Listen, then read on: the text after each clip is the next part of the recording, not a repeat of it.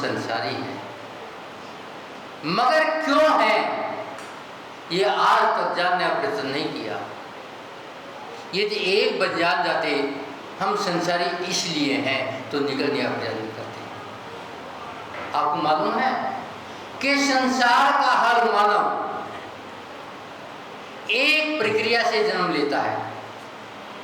प्रकृति में कोई भेदभाव नहीं है, मगर जन्म लेने के बाद भेदभाव क्यों आता है?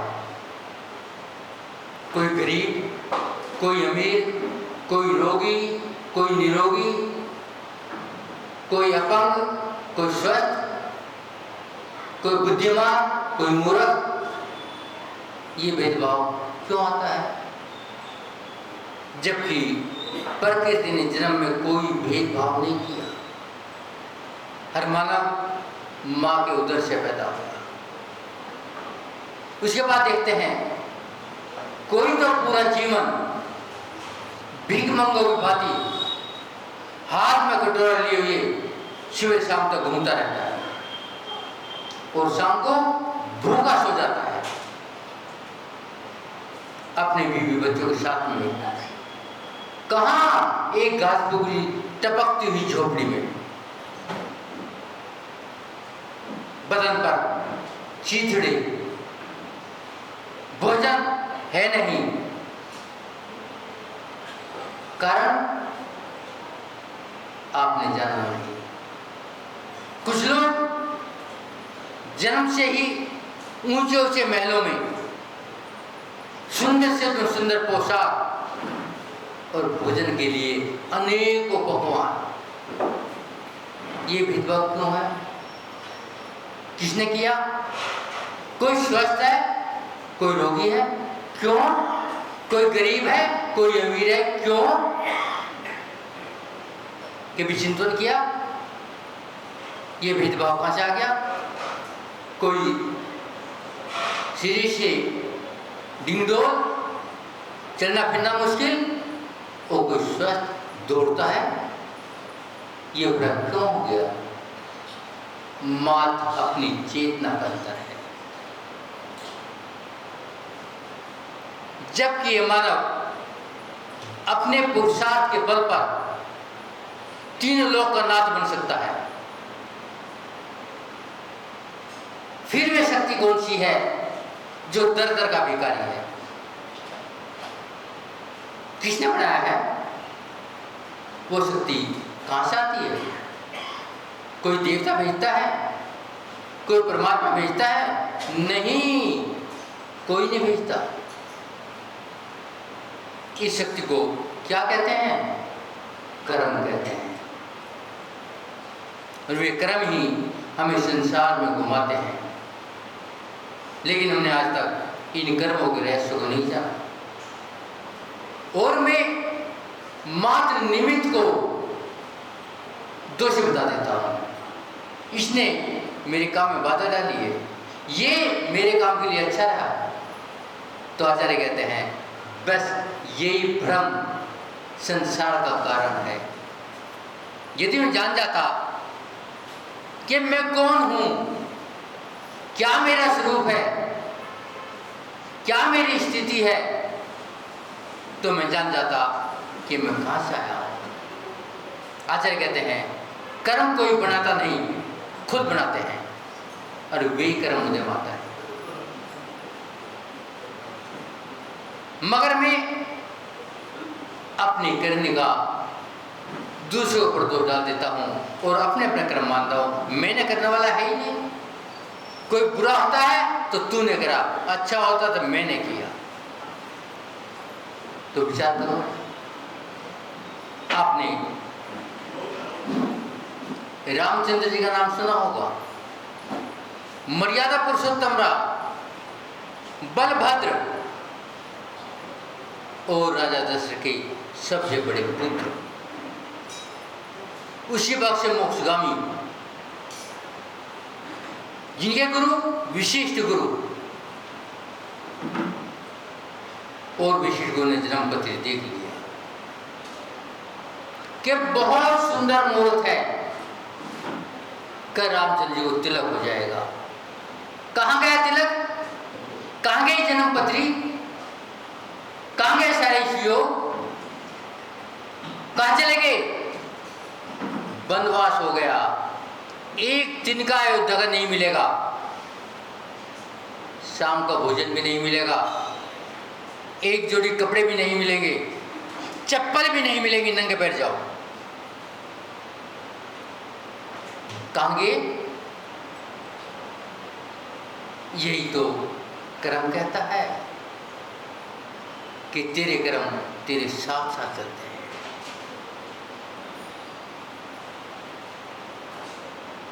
नारायण पदवी के धारी जिन्होंने अपनी भुजाओं के बल पर गोवर्धन पर उठा दिया, जन्म कहाँ हुआ? जेल में, और मरण के समय एक आंसू बहाने वाला न मिला। सब कारण उसके पुण्य पाप था, लेकिन मैंने जानने का प्रयत्न नहीं किया। इन्होंने चक्रवर्ती को नहीं छोड़ा।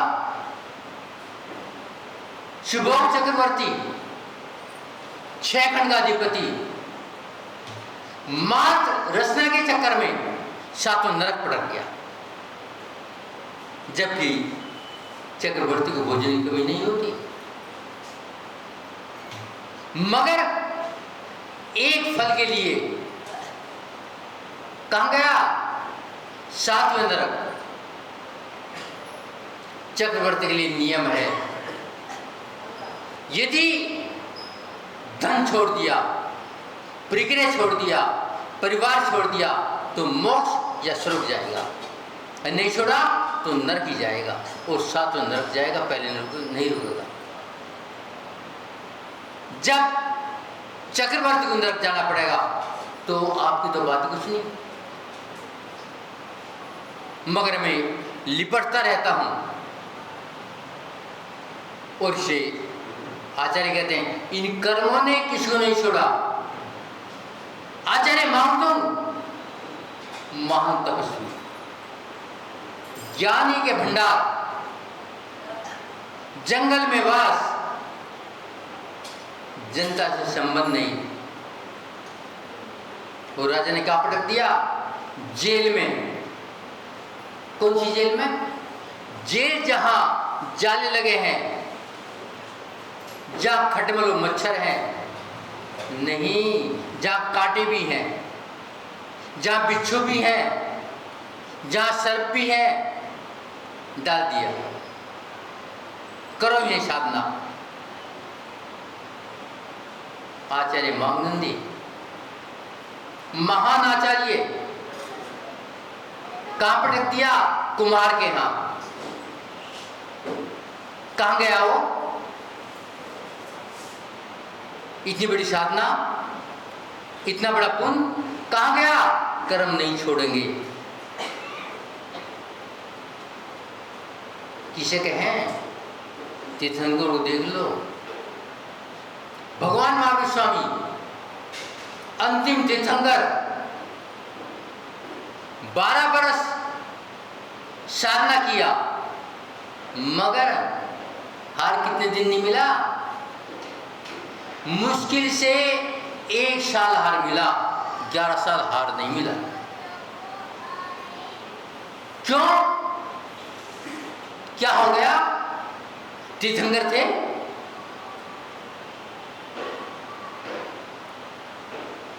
मगर कर्म नहीं छोड़ेंगे। भगवान आदिनाथ 6 महीने तक उपवास के बाद तो वैसे पालना हो जाती है, मगर 7.5 महीने किसने प्रदान नहीं किया। क्यों? ये कर्म नहीं छोड़ेंगे, और कर्म में अपना मानता नहीं। और आज हम भी विपरीत कर्मों पर चल रहे हैं, सही रास्ता देखना चाहते नहीं। कहाँ जाओगे? आचार्य कहते हैं सबसे बड़ा मिथ्या पाप है, और मिथ्यात में छोड़ना नहीं चाहता। कारण आप सब जानते हैं, अब यहां से धन मिलेगा, यहां से पुत्र मिलेंगे, यहां से नौकरी मिलेगी, मगर कौन देगा जब तेरा पुण्य नहीं है? बगैर पुण्य के कुछ नहीं होगा। आचार्यों ने हमें बताया है परमेष्टि 5 होती हैं। पूजनीय 9 देवता होते हैं, उसके अलावा कोई भी पूजनीय नहीं है। मगर मेरा मिथ्यात्व कहता है चलो अमुक देवी के पास, चलो अमुक देवता के पास, चलो अमुक तालाब पर, चलो अमुक नदी पर। कहां की तैयारी है? आप इस भाव में सुख चाहते हैं, इस भाव में आपको दुख ही दुख मिलेगा, और अगले भाव में आपके लिए शीत रिजर्व है नरक और निगोद की, क्योंकि आप मिथ्यात्व के पीछे भाग रहे हैं। आपने पंच परमेष्टि को भूल दिया है, उन्हें ठुकरा दिया है। आपने नहीं ठुकराया, आपके पुण्य ने ठुकराया है। और आप कहां जाना चाहते हैं? महाराज स्वर्ग जाना चाहते हैं। काम कौन से कर रहे हो? स्वर्ग के? आचार्य कहते हैं आपको वही मिलेगा जो आप चाहोगे।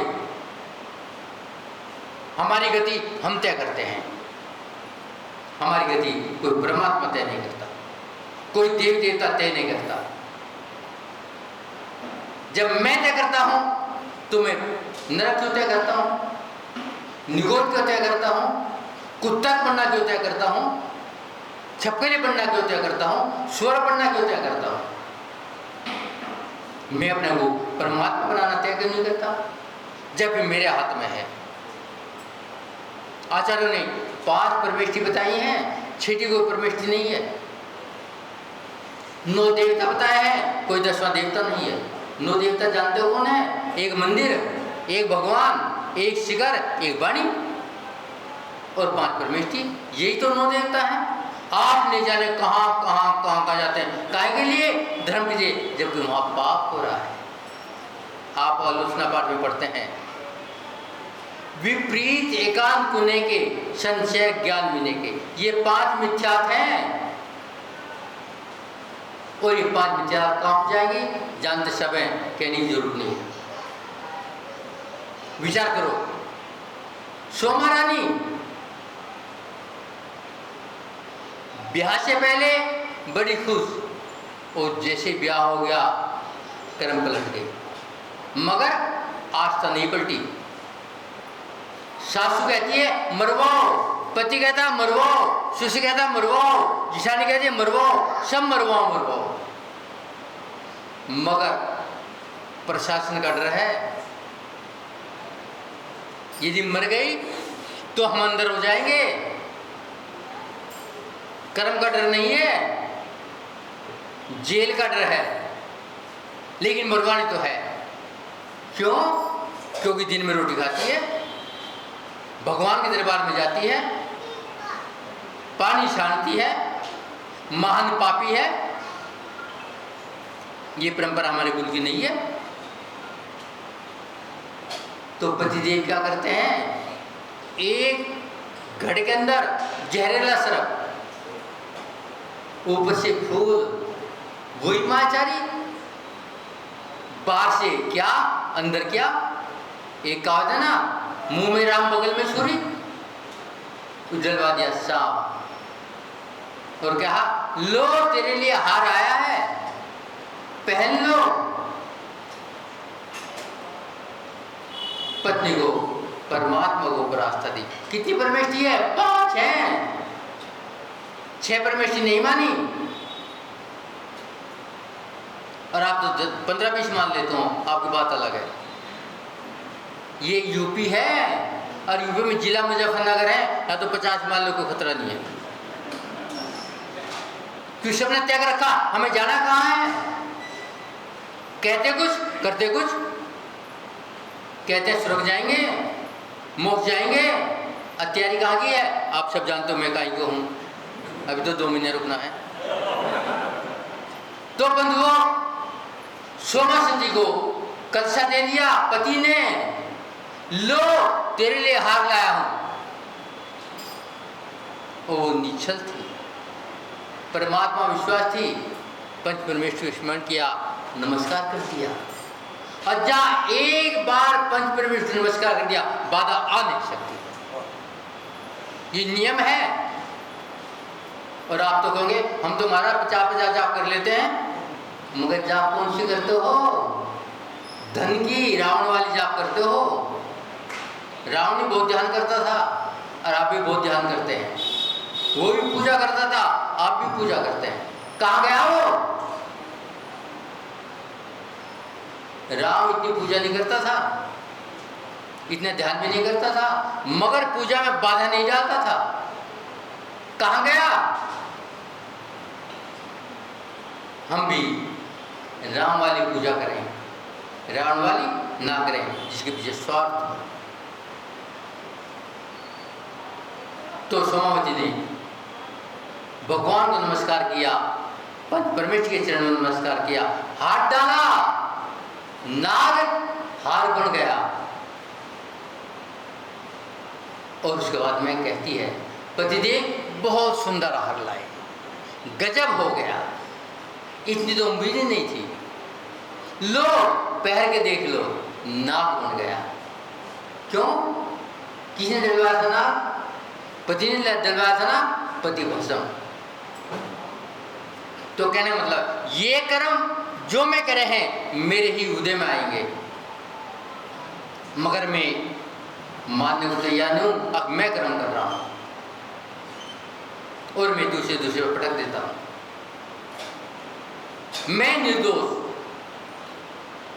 दोषी ये भाई, ये पिताजी, ये माँ, ये भाभी, ये चाची, ये सब दोषी हैं। इन्होंने गड़बड़ करी है, अपने पुण्य बाप को गड़बड़ नहीं बताया। जबकि आचार्य कहते हैं जैनियों की 4 पहचान, अरे एक पहचान आपके पास नहीं है। क्या होगा? रात्रि में 4 प्रकार के भोजन का त्याग, परमात्मा के चरणों में अभिषेक पूजा, और जो नहीं कर सकते अभिषेक देखना,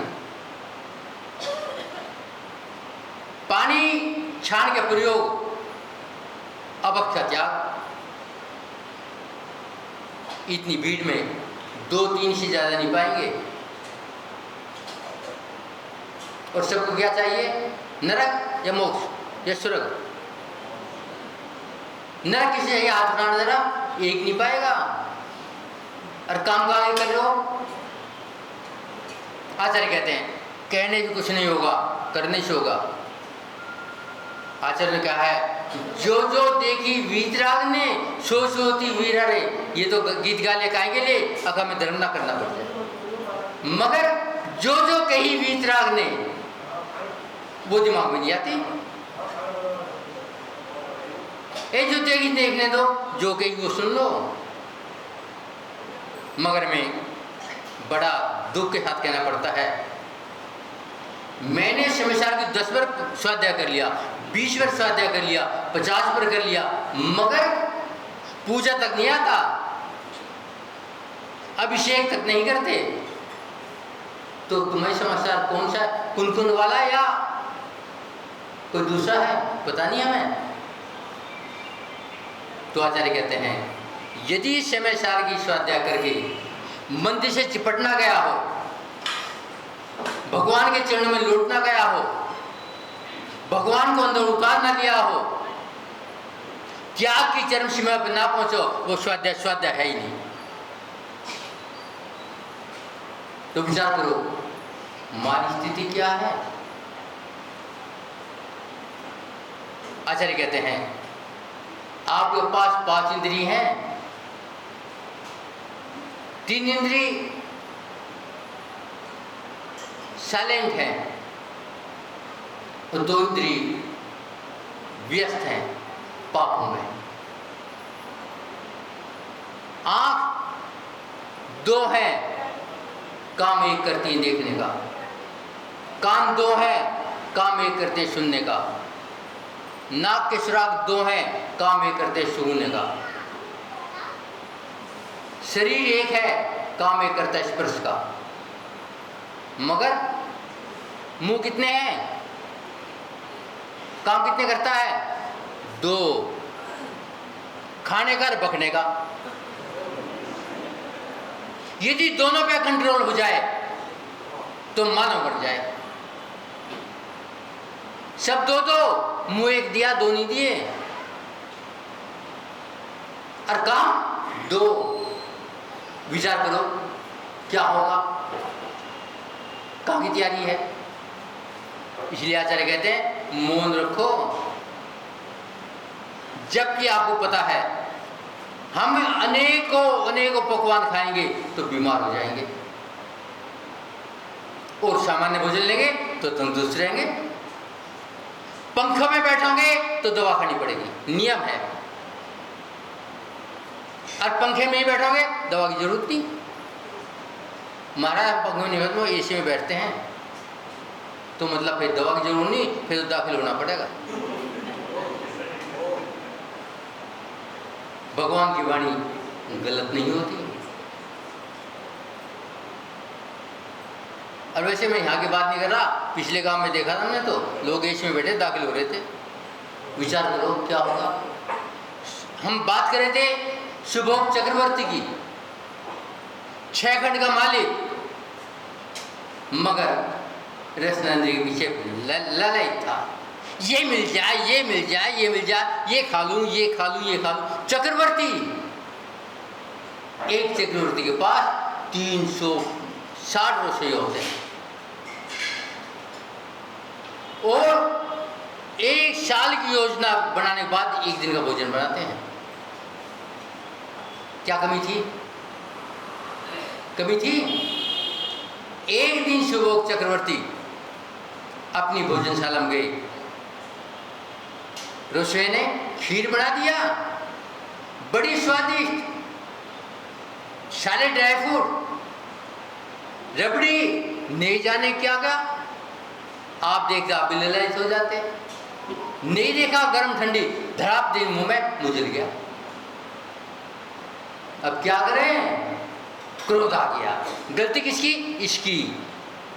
मेरी नहीं, मैंने गर्म खाई है, इसकी गलती है, इसने गर्म दी है। और क्या करा? रसोई के ऊपर खीर फेंक दी, रसोई जल गया और मौत के घाट मर गया। मरकर व्यंतर बन गया। कर्म नहीं छोड़ते। अब सोचता है व्यंतर, मैं व्यंतर क्यों बना? अच्छा ये चक्रवर्ती है, इसी कारण व्यंतर बना, अब से पाठ पढ़ाता। तो व्यंतर ने एक माली का वेश बनाया और एक आर्टिफिशियल फल लेकर आया, बेहद सुगंध, बेहद रंगरूप, बेहद मीठा ला करके मालिया सम्राट के लिए भेंट कर दिया। सम्राट ने हाथ लगा, आहा आनंद आ गया, सूंघा, पूरा राजभवन सुगंध से भर गया। ये फल बड़ा सुंदर फल है। चखा, तौबा तौबा, 5 इंद्रिय तृप्त हो गई, क्या मोक्ष में सुख मिलेगा? और वे फल खाया। अब माली को एक चक्रवर्ती कहता है, भगवान कल भी ले आना। हाँ कल भी लाऊंगा, कल उससे ज़्यादा सुंदर। लगातार 3 दिन तक, आज से कल बढ़िया, कल से परसों बढ़िया। अब चक्रवर्ती कहता है, रोज ला दो, मैं बिल्कुल नहीं लाऊंगा, मेरे यहाँ तो बहुत फल है। यदि फल खाने हैं तो चलो देख लो, समुद्र के पार बाग है, वो तुम्हारा कर्मचारी ले आएगा। तुम तो चक्रवर्ती हो, मैं मजदूरी आदमी, यदि रोज फल लाऊंगा तो बाग को कौन संभालेगा? नहीं ला सकता। आप चलो एक दिन देख लो, अपने कर्मचारी को लगा दो, रोज फल लाएंगे। नहीं नहीं नहीं नहीं, ठीक है। वो चल पड़ा। वो माली नहीं था, व्यंतर था। जब सागर बीच में गए, कहा मैं माली नहीं हूं, तेरा रसोइया हूं, तूने खीर फेंकी थी, आज बदला लूंगा, आज तो जिंदा नहीं छोड़ूंगा, तेरी गर्दन काट के रख दूंगा। चक्रवर्ती कहता है कोई उपाय है? हाथ जोड़ता है चक्रवर्ती, कोई उपाय है बचने का? कहा एक उपाय है, पानी में अपने हाथ से नमोकार मंत्र लिख दे, जब भी पानी तो बह जाएगा, उसे पैर रख दे।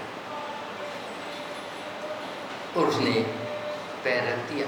कहाँ? मई में सातों नरक पहुंच गया।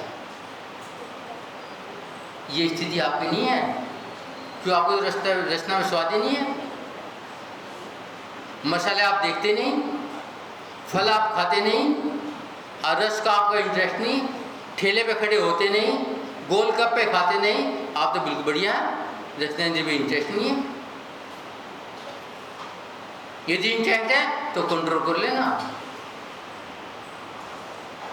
वैसे यहाँ इंटरेस्ट किसका नहीं है, सब भले भले आदमी है। मुजफ्फरनगर का तो नाम है भलेपने में। लेकिन यदि गड़बड़ हो तो प्रकृति माफ नहीं करेगी। अच्छा भैया कह रहा घड़ी भी देख लो। तो बंधुओं, हम अपने कर्म को देखें और कर्म देके कदम बढ़ाएं। यदि हमने किसी को मारा है वो हमें मारेगा। यदि हमने पानी के एक जीव को मारा है तो वो हमें मारेगा। और अब तो जीव नहीं मारते क्यों, सभी पानी छाने का प्रयोग करते हैं। और तुम तो मानो नल पे थैली बांध दे तो मरते रहो अपना आप, हम कहेंगे मारे, मरते रहो, मगर वो सारी हत्या आपके ऊपर ले आएगी। आपका भोजन मर्यादित नहीं है। महाराज क्या बात करी आपने, हम तो फास्ट फूड खाते हैं, भोजन का मतलब ही नहीं है।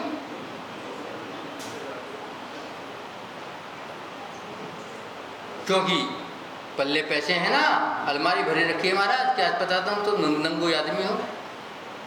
आचार्य कहते हैं ये कर्म छोड़ेंगे नहीं। यदि 5 परमेष्टि के आगे बाद में कहीं से झुका दिया तो तुम्हें नीचे ही जाना पड़ेगा, तो मिथ्यात से बड़ा पाप नहीं है। 9 देवता बताए हैं, 10वां कोई देवता नहीं है। बाकी मर्जी तुम्हारी। हमारा समय हो गया भैया, हम क्या करें, अब ओम शांति करते हैं। बाकी चर्चा तुम कहोगे तो कल बोल लेंगे, नहीं नमस्ते। कल यही शुरू करेंगे जो आज खत्म कर रहे। ओम शांति।